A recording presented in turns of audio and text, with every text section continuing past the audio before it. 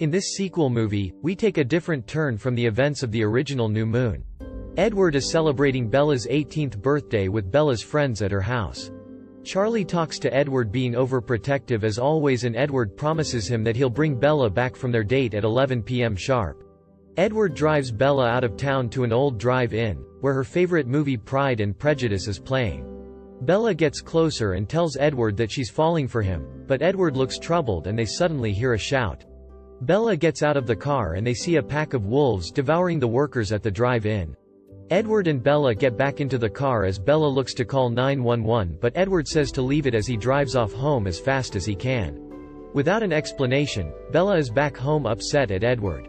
The next day at school, Edward and the Cullens are nowhere to be seen. Later in the day, Bella heads over to the Cullens' house where Edward apologizes and says he had no choice. Bella wants to know why he's been ignoring her and what his reasons are about the wolves, but Edward refuses to tell her. Bella tells Edward that if they want a real relationship he should be honest with her, and that he has a habit of changing topics and keeps a lot of things to himself. In anger she storms out. Driving by a seaside cliff she notices some people jump off till her car breaks down. Jacob happens to stop by on his motorbike and is happy to see Bella again. He tells her Sam and his cult jump off the cliff all the time. He doesn't get it. They rekindle their friendship. Bella tells Jacob her relationship with Edward is complicated, but she just wants him to be honest with her, and also tells him about the wolves. They start to hang out over the next few days, even though she wishes Edward would say something or even show up for school. One day Jacob invites Bella over to investigate a possible sighting of wolves in Forks. They head over to a forest where Bella tells Jacob that it might be too dangerous, but Jacob says he's not afraid of wolves. They enter till suddenly Laurent shows up. Jacob shouts at him till Laurent knocks him out. Bella is frightened. Laurent apologizes and says he only came back to warn the Cullens about Victoria and that she is plotting against Edward and Bella.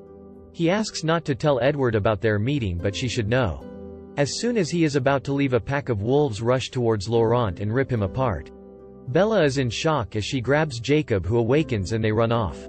Bella helps to patch Jacob up as he takes off his shirt, but they notice he heals very quickly. Jacob begins to wonder how he could heal too fast. Bella is afraid that Laurent may have bitten him and somehow turned him into a vampire as she mumbles it. Jacob looks confused. Bella rushes off and drives to the Cullens. Bella tells them everything that has happened with Laurent, and Edward says she had no business being there in the first place and blames himself for not protecting her and having to now worry about Victoria.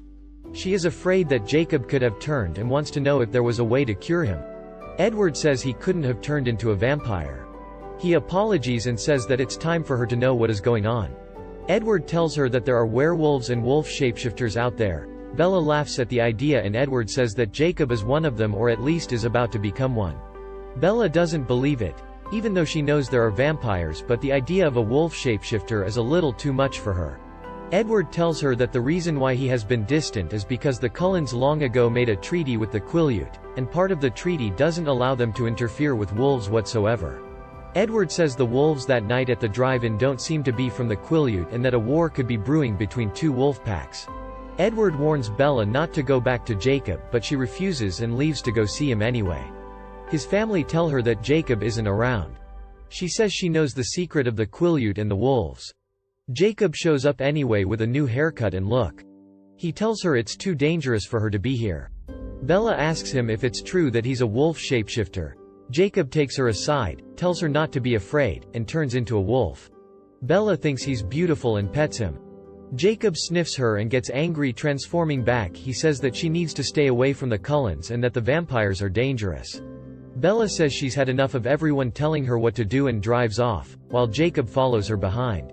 Meanwhile at the Cullens, a pack of wolves show up and attack the house. It's an all-out war. The wolves are pushed back and run off. Jacob and Bella show up. Edward rushes out ready to kill Jacob, but Bella gets in the way. Edward says the wolves just attacked their home, and his family are hurt. Jacob says his tribe had nothing to do with it. Carlyle says to tell his people that the treaty is broken because they caught the scent of one of the Quileute during the fight. Bella goes with Jacob and Edward seems upset, though he tells Jacob to protect her. Jacob tells Bella that they've been hunting down Victoria for some time, but with rival wolves around and without the treaty everything has become complicated. The town itself is now on high alert about wolf attacks and Charlie sets up a task force to hunt down these wolves.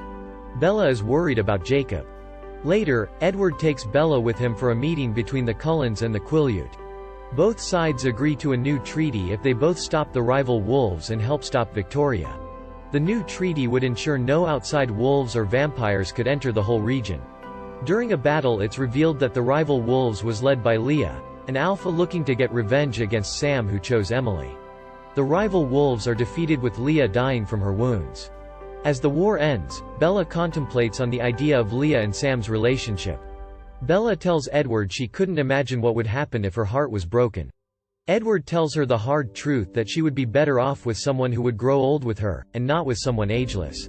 Bella says she doesn't want to be a vampire, but that she now realizes she loves him and would want to be with him forever. Edward grins and asks how she feels about Jacob. Bella says she wants Edward, not Jacob. Edward then tells her there are still things about his world that she should know, but some things are too secretive that if she knew her life would be threatened. Edward asks her if she truly wants to be with him, to know everything, then she must marry him. The movie ends with Bella saying, "I can't." What did you think of this rewrite? Do you want to see a clips next? Like, comment, subscribe and thank you for watching In the Plot.